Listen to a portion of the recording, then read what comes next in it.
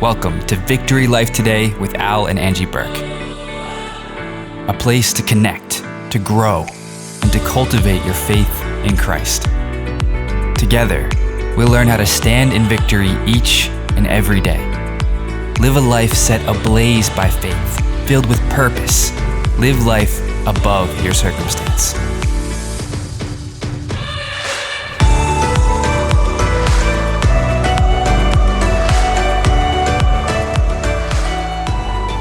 Welcome to Victory Life Today. I'm Al Buhrke. And I'm Angie Buhrke. Thanks so much for joining us today.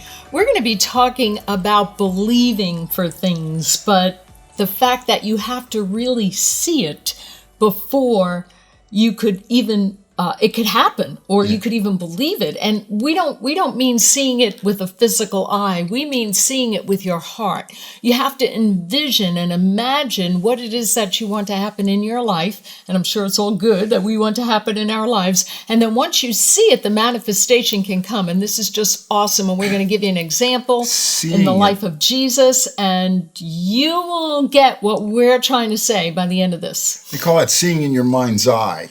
In other words, seeing it inside that you know, Andrew Womack talks about that. He said he sees it all before the building's built. He did. And when the building's built, it's like a non-issue. It's everyone's going, yay, this is so good. And he's like, yeah, I already saw it already. Yeah, and people would actually tell him, aren't you excited about this? You finally got what you've been believing for. And he said, I saw it in my mind 3 years ago.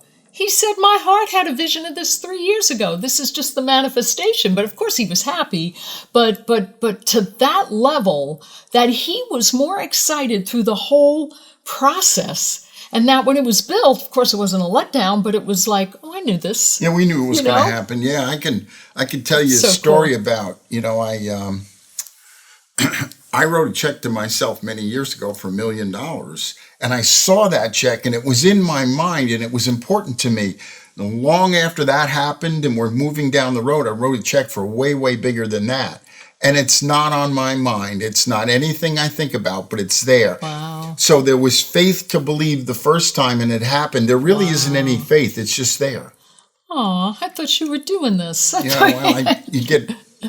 my point is. I get it. I know.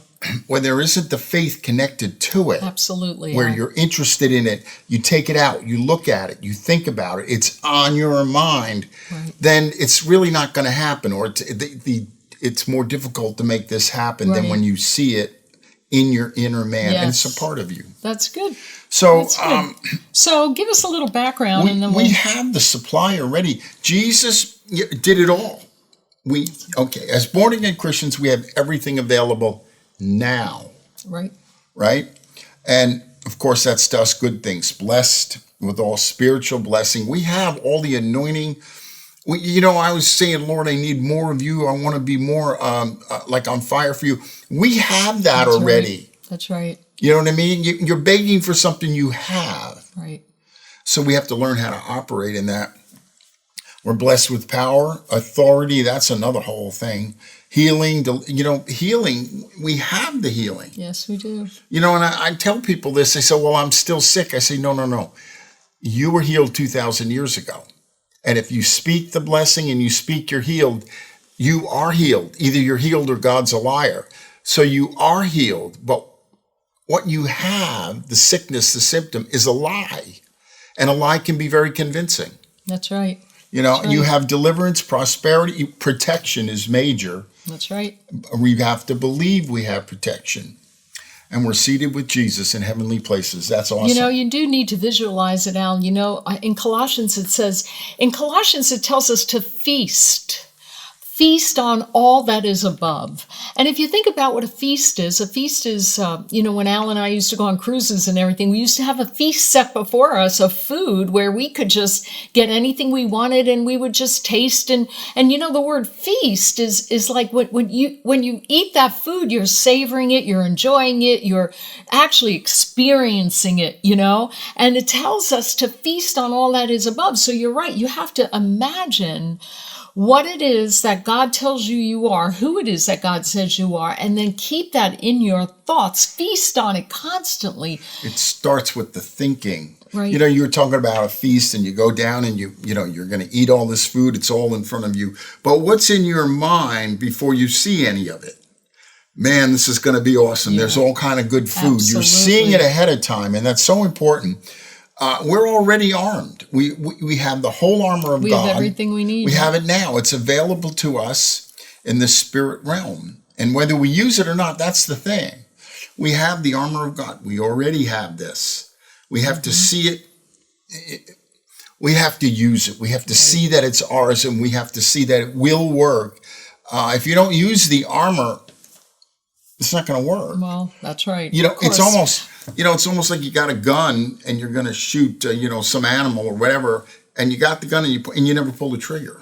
It's not going to do anything. Right. The fact that you have it, right, and it can do something, and it's waiting for your command. We are supplied, and this is what we want you to see today. That you need to see your supply before you actually have it. You need to see your answer to prayer in your heart before you actually see it. And that's faith.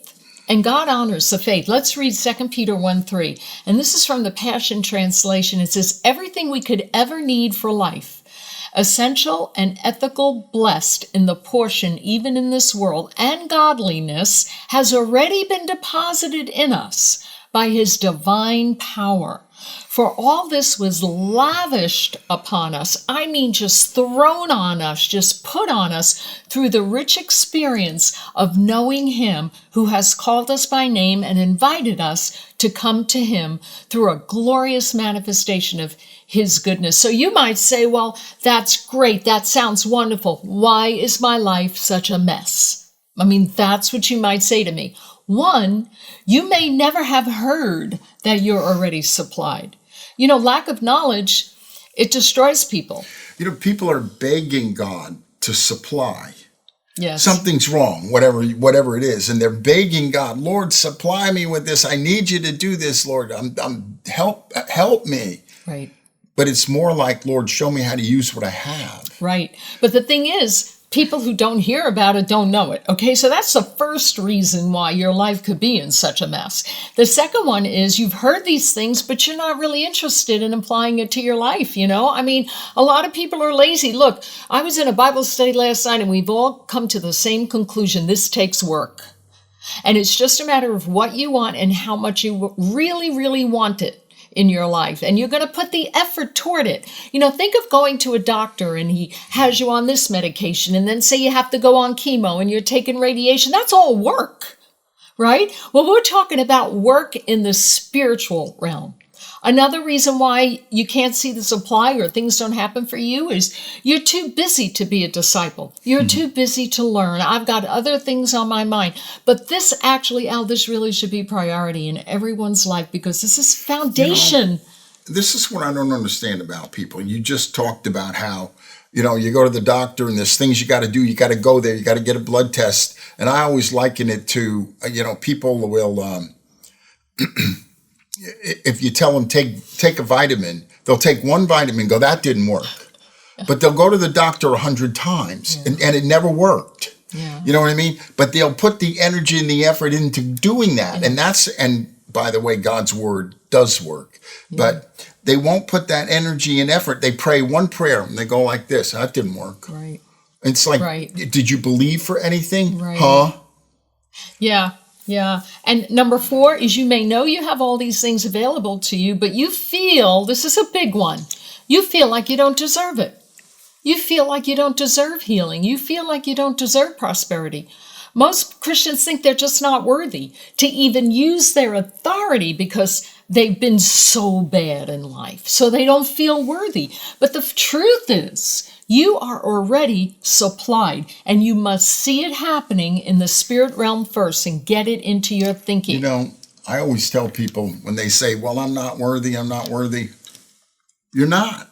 It's true without Jesus. You're not. You're not worthy. But he gave it to you. He lavished this on you, even though you're not worthy. So get rid of all of the not worthy. You can't buy this. Right. We've been made worthy. We've been made worthy. It's almost like a cloak or a coat has been put on you of all of the things we're talking about. It's been put on you whether you're worthy or not, whether you like it or not, whether you want it or not, you have it.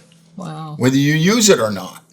And it's important. What we're trying to do here at Victory Life is teach you how to use what you already have. First thing we have to do is teach you what you have. And most people don't really know. And once we can begin to teach you what you have, we talked about deliverance, health, prosperity is major, then you can begin to walk in it. Exactly. So let's talk about Jesus, Al, because now he saw the supply in the spirit before he actually saw the results in the natural. And this is such a great example, John 6:10-11. Have everyone sit down, Jesus said to his disciples. So on the vast grassy slope, more than 5,000 hungry people sat down. So we're figuring what? 15,000, because 5,000 was really the men that they were talking about. They only counted the men, so 15,000 at least. Right. So Jesus then took the barley loaves and the fish, okay, and he gave thanks to God. This is what he did. He had 15,000 people in front of him and had 5 loaves and 2 fish, and he gave thanks to God. He then gave it to the disciples to distribute to the people. Miraculously, the food multiplied, with everyone eating as much as they wanted. Did Jesus pray? Let me ask you. Did he pray for multiplication? I don't see it here at all. He didn't pray that God would multiply that food. The man just gave thanks. Amazing. Did Jesus beg God to help him? No, he didn't. Jesus already saw it in his heart. He saw the heart of the Father. He saw it in his heart that he wanted those people fed, and he visualized the people eating. He knew he already had the provision from his Father. This is major. We already have the provision from Almighty God. We already have the supply inside of us. Okay, and this is what he knew. He knew he already had the provision from his Father. He saw it, and so when you see something and it's done in your mind's eye, you give thanks. And that's what he did. And that's what he did. When he gave thanks, it all began to happen. That's right. Instead of saying, oh my God, am I going to be able to pull this off? Am I going to get enough food out of these couple fish? He already saw it in his mind's eye. You could say he imagined it. It was a positive imagination. He already saw it. He already understood it. This was no big deal. He gave thanks, and that was the catalyst that sent it out there. Absolutely. Giving thanks is major. Absolutely. And giving thanks and seeing it in your mind's eye before it manifests in the natural, that's faith. And I have to tell you, God honors faith. He doesn't respond to faith. That's not what he does. He already did everything he's going to do 2,000 years ago. But when you use your faith, his grace and whatever he provided for you 2,000 years ago is now released into you now and into that situation, and then you get your prayers answered and things start working out. So look at this in Mark 8:7. He did this again. They also had a few small fish, and after giving thanks for these, Jesus had his disciples serve them to the crowd. Everyone ate until they were satisfied. And of course, they had leftovers, but I didn't want to get into that. But all he did was give thanks, because it's as if Jesus was acting as if he already saw it in the natural. It already happened. He already saw it. That's what he saw. He already knew what he was going to do. And we sometimes need to already know what God's going to do through us. We need to have that in us. But this giving thanks is major. It is so major. And, we got to give thanks before you get your answer. Give thanks as if it's already done. But here's the key. It's not just saying, and it's okay to do this, it's not just saying, thank you, Lord, thank you, thank you. You come from a platform of thanksgiving. Your whole life it's not based on a lie. Your life is not based on everything falling apart. It's based on thanksgiving. It's a platform. You talk about like a political platform. This is what we believe, and where whatever party it is, that's their platform. So we don't just give thanks. We give thanks from the platform of thanks. I get it. It's the same thing with giving. You don't just throw some money in and not make it purposeful or anything. It's just you have to be serious about this. And this is the platform comes from heart. right? It's who you really, who Yes, you are. You know, yes. you take a political party, their platform, that's like who that guy is, or him or her. Yes. That's what they're going to do. You already know it. And so when we come from a platform of thanksgiving, it's a done deal. We're already going to give thanks. Yes. And no matter how bad it gets in your life, and things can get bad, just come from a platform of thanksgiving. Keep giving thanks. That's what the devil's trying to do. He's trying to break you so you won't give thanks. That's right. You know, when I think about the story of Job, and the devil said to God, he said, you let me take everything he's got and he'll curse you to your face. He wanted to steal that platform of thanksgiving and change it to, I'm mad at you. Yeah, yeah. So, well, there's a difference between thanking God and really thanking God. Well, you know what I'm trying to say? I understand what you're saying. Thanking God comes from a platform of thanking God. It comes from a heart and a mind and a whole life of thanks. A thankful heart. It comes from a thankful heart. That's awesome. You know, giving the thanks. He didn't ask God for anything. He just thanked him. And that released the power. Wow, wow, wow. Thank God for what you want, not necessarily for what you have. You know, that may not be too good, although we do thank God for everything and in everything. Begin thanking God before you even see it in the natural realm. See it in your mind's eye. You know, Jesus looked up and he saw the supply. I love this one. He looked up and saw the supply of the Father. You know, he just went like, you know, if somebody said, all right, Al, go over there and feed those 5,000. I'd be, oh, no, how am I going to do this? And you got some food? Yeah. Can I pray? I got to pray really, really, really hard. You know what I mean? And it was nothing. He just looked up, knowing the Father loved those people, wanted those people supplied. Yes. And he wanted to do it through Jesus. God wants to supply people through you. That's right. And we're not even operating in the supply that we already have sometimes. Right. So learn how to flow in the Spirit, flow in the things that God has for you, flow in the things that you know you have. You know, Al, another thing that Jesus did, which is no surprise, I mean, we all know this, he spent time with his Father alone every day. And somebody had said that what happens is he sits down there and the Lord, the Father, just shows him all the things that are going to happen in that day. You know, and so he already sees it there. I think the key here, and I probably know the key here, is to just stay in the presence of the Lord and give him time. He might not give you a list. I mean, I know people who go way far the other way and have a list in front of them and write down every single thing God has for them for the next 12 hours before they go back to sleep. And I think that could become legalistic. It could become disappointing. You may not hear everything you think you're hearing. But, you know, spend time with the Father in a relaxed atmosphere. And that's what Jesus did. And Jesus knew that he was probably going to feed people. And just like I say, Lord, if you want me to feed people, you're going to have to supply the food to feed them. And just like the ministry that we're in right now, Lord, if you want us to carry on this ministry, you have to give us the grace, the ability, the favor, the finances, whatever we need to do it. And it is God's responsibility to do that. Right. We believe he's going to do it. We believe we're doing what God told us to do. So we just thank God and go on, and the supply comes. Somehow we always make it through. Yes, that's so good. Wow. Yeah, it's already we're already supplied. Right. As you were saying, we just have to see it. Once you see it in your mind's eye, and it's like in front of you, it's not all that hard to believe. That's right. You can and call it's not it into that being. hard to speak it. That's right. That's exactly right. And the more you see it, the more you get excited about it. Romans 4:17 says it, and this is what it says. That's what the scripture means when it says, I have made you the father of many nations. He is our example and father, for in God's presence, he believed that God can raise the dead and call into being things that don't even exist yet. Call into being things that don't exist yet. Call them into being.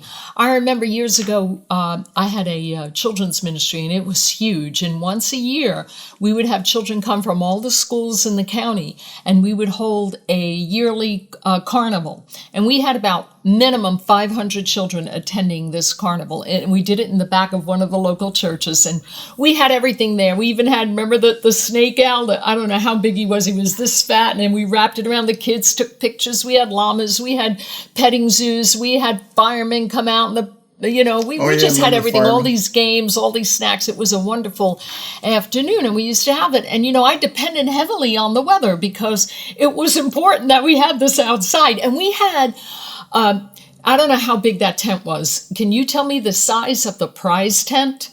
Oh my gosh, we huge. had prizes probably worth thousands of dollars that those kids could win and come and get with tickets. It was just awesome. I loved that time. But my thought was always the weather. And in March, it was iffy with the rain in Florida. Sometimes you got rains every year was good. And then one year, I'm standing out there with the pastor and the associate pastor. Before this even started, like an hour before. And it had rained all day, and I thought by this time it would stop. And it was so heavy. It clouds. Was raining, and I'm standing out there like this, and I'm trying to maintain my composure. And one of them said to me, which is absolutely true. He pointed to the inside of the sanctuary, and he said, "What happens in there, Angie, is the most important." And he was right, because I would have all the kids come in the sanctuary first and teach them the Word of God. There's no way I was going to let them go have fun without hearing the Word. And we did a lot of worship in there too. We had a blast. It was so much fun. And he was right. So I said, you know what, you're right. And so all the kids came in, and it's raining, raining, raining. And then at the end, I said a prayer, and I saw sun in my mind's eye. The rain was, faith. boom, boom, in other words, boom. I'm not taking it. This is going to be a nice day. That's it. But I didn't even have time to do that. I was in with it. You know how hard we worked on that. So my prayer out loud with the children, here's what I said. Lord, thank you for the sun. Speaking those things that aren't as though they were. Thank you that the sun is shining, and I'm hearing the rain hit the roof, and thank you that the sun is shining. I did that. And all the kids are looking at each other like, what does she mean? It's raining. Do you know, Al? Okay, so what happened was we finished the teaching, and we walk outside, complete sunshine, not one cloud in the sky. And what the miracle was everything was held on grass. All the things were on the grass in the big backyard we had. Not one puddle. Not one. And Florida used to just flood. That ground was so dry. The superintendent of schools came out to that, because they wanted to see what was going on. And they were shocked. Like, Angie, do you realize an hour ago it was teeming raining all day? This place should be flooded. Oh, yeah. Out there wasn't one. It used to flood. I remember that, because they used to park cars back there, and they would just be all stuck in the mud. We don't want to busy. It was horrible. It was horrible. Crazy. And I looked out and I said, thank you, Lord. And do you know what? I think it was maybe 10 years later, I don't know, maybe even longer. Those parents of those little kids who are now married and have kids of their own, they still remember the day I said, thank you for the sun. They still tell me today, I'll never forget that prayer, Angie. Even I thought you were crazy. So I was doing what Jesus did. I wasn't begging God. I was thanking him for what I wanted, not for what I had. And the sun came out, and we had a beautiful, beautiful day. You could not have that carnival in bad weather. It was impossible. You'd have to move everything inside. But yet God did that because I saw it in my mind's eye. This is what I actually saw it. Thank you for the sun. It was unbelievable. But we have it all. We really do, Al. I remember walking around in our barn. In fact, this is the barn. Yeah. And part of it is the studio now. And I wanted to spill it out all to God. And I wanted to tell him how upset I was. And the Lord, and because something had happened in my life and something wrong. And I said, no, it's wrong. And I went in and I said, I'm going to do this. For 3 days I waited. I brought myself into this barn, and I'm walking around and I'm ready to tell it all, like God didn't know. No, yeah. Tell it all to God, and the Lord shuts my mouth, and he says, you know what to speak. You only speak my word, because that's all I understand. And then I thanked God from that moment on that my prayer request was supplied. And it was supplied, and it did happen, and it did get better. You know, sometimes we go out speaking negative, and we think it's reality. In other words, we're calling it reality. This is what's happening, negative. This is reality. What it says in here is reality, regardless of what's happening to you and what's going on in your life. The Bible's reality. We're speaking all the negative, think that's the way it is. No, you're being deceived. You know what? It might be reality in the natural, but I like to call the scriptures the greater reality. Above. Above. Yeah. Something that you can really depend on to change your life and bring victory into your life. Yeah, so, you got to see it. That's see it right. first. You got to see it first. And as we spoke about Andrew, you got to see it first. And then believe it. And then it'll be yours. Exactly. See it, believe it, and then thank God that you have it. We want to encourage you to go to victorylifeministries.org. You can find all sorts of resources there, some books we have available, some mugs, some t-shirts, and some journals we have available too. They're new, and I think you'll enjoy them. We'd also like you to join our YouTube channel. Subscribe, please, to Victory Life Today, and you'll get some teachings every week, and I know you'll enjoy it. If you enjoy this, you'll enjoy that. We're here to tell you the truth. Thank you so much for joining us, and remember, victory is always yours through Jesus Christ, and we'll see you next time.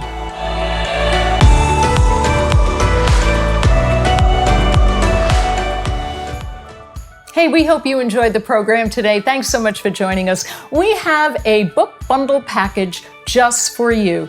The first book is God's Not Mad at You. And Al, you're really strong on this one, aren't you? When you get a revelation that God's not mad at you, in fact, he thinks you're the greatest, he's well pleased with you at all times, it frees you to be what God has called you to be in this life.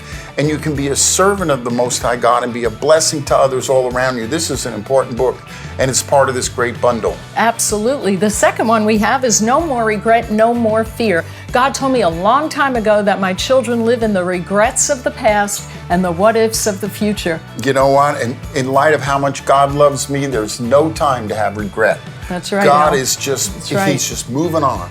That's exactly right. We shouldn't look back and we shouldn't fear the future. I'm not looking back. I'm just looking ahead for the good things that God has for me. That's right. And the last one is Get Rid of That Anxiety with God right by your side. You do not have to fight anxiety by yourself, right? No, this is a great book, and there's a lot of great information in here. It's just freeing.